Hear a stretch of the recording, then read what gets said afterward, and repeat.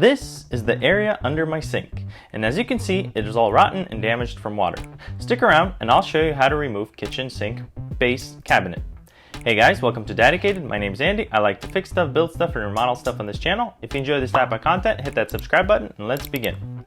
Step 1. Remove everything that's under your sink. To make it easier to remove the RO system and keep it still connected, I decided to remove the door by unscrewing the hinges. You may need to ask someone to help you to hold the door. I moved the RO out of the way and moved the RO storage tank. Step 2. Take a big drill and make a hole closer to the front. Be cautious not to drill the uprights. Step 3. Do me a favor and smash that like button.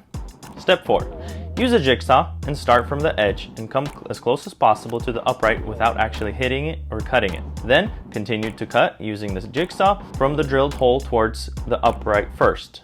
Then continue to the back side.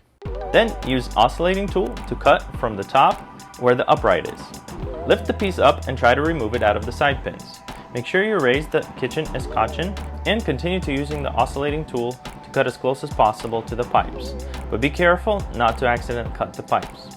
You may need to use a hammer to knock out the smaller piece you cut. Then continue to make bigger, easier cuts with the jigsaw to remove the bigger pieces. You need to cut really close and free up the small water line that goes to your fridge.